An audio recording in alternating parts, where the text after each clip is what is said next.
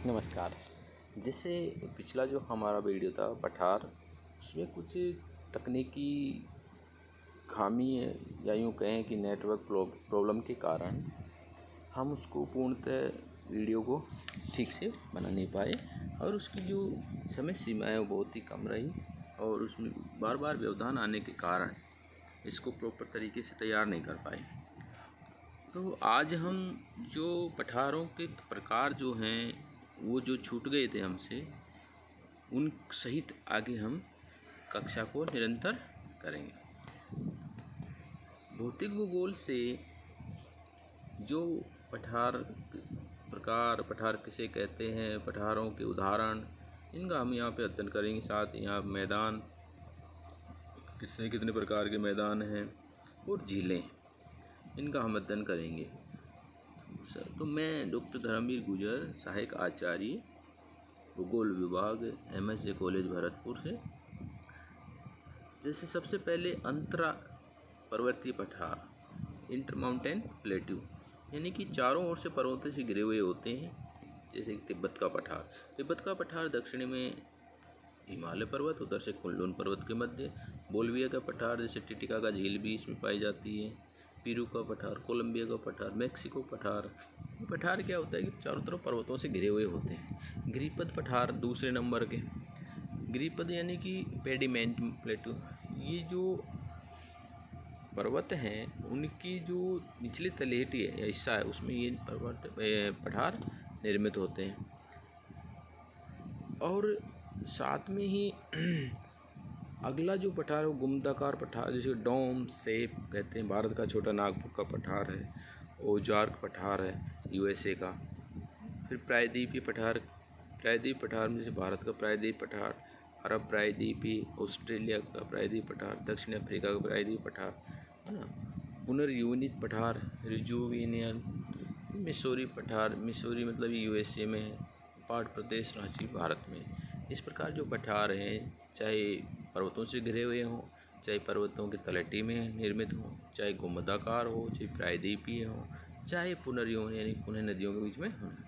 अब हम देखते हैं मैदानी क्षेत्र जो है वो प्राय समतल क्षेत्र होते हैं, जो कि पठारों के और मैदानों के निचले पर्वतों के निचले हिस्से में है। कभी कालांतर समय के बाद लंबे समय तक जब अवसाद जमाव होते रहते हैं सेडिमेंट्री के, और उसके द्वारा जो निर्मित शिलाकृति होती है मैदान कहलाती है। मैदान जैसे नदी द्वारा आवर्तित मैदान भी होते हैं, जिसको पेनी प्लेन कहते हैं। अर्ध मरुस्थलीय मैदान भी होते हैं, जिसे पेडी प्लेन कहते हैं, जो पवन द्वारा निर्मित होते हैं। टिल प्लेन यानी कि शुष्क हिमनदी, टिल प्लेन मैदान कहते हैं। आउटवाश प्लेन जो जलीय हिम निक्षेप द्वारा निर्मित होते हैं। और लोएस मैदान पवन द्वारा निर्मित है, इसके उदाहरण। जब हम देखते हैं कि पवन द्वारा जो घर्षित मैदान है, जिसमें रेग, शरीर, हमादा सहारा में इनका वो है। हमादा चट्टान नग्नकृत सपाट विस्तृत पवनों द्वारा निर्मित होती है।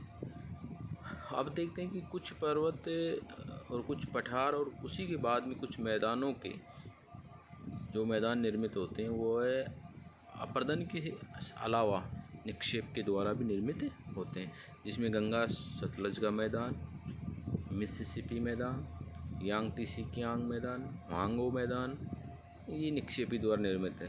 कुछ डेल्टा होते हैं जो डेल्टा द्वारा निर्मित होते हैं, जैसे हम सबको पता है डेल्टा शब्द हेरोडोटस ने दिया था। तो ग्रीक भाषा का शब्द तिकोना। डेल्टा का ऊंचा भाग चार और नीचा भाग बील भाग कहते हैं। अब इसके पश्चात जो झील है, अगला जो हमारा बिंदु है झील होगा।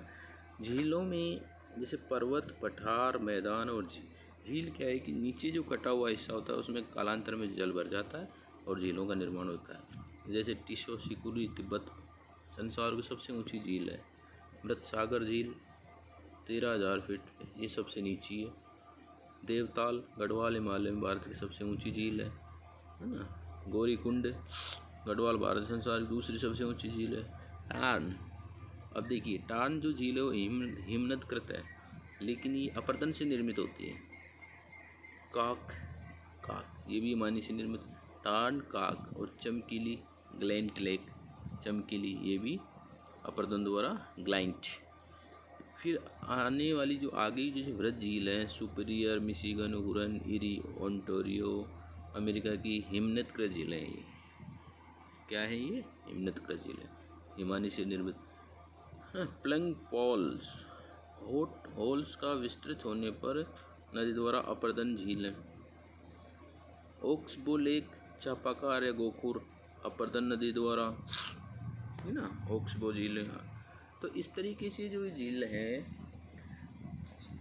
अपर्दन से निर्मित होती हैं, निक्षेप द्वारा निर्मित होती हैं। हिमानीकृत झीलें और पवन द्वारा जो झीलें हैं, जल के द्वारा भी झील बनती हैं। झीलों के प्रकार हैं। तो आज जिसे हमने देखा मैदान के बाद में इससे जस्ट ऊपर पठार से जस्ट ऊपर पर्वत, और पर्वत ये द्वितीय स्थलाकृतियाँ जो है उच्चावच की जो स्थलाकृतियाँ हैं, ये स्थानीय क्षेत्र पर इनका अधिक प्रभाव होता है।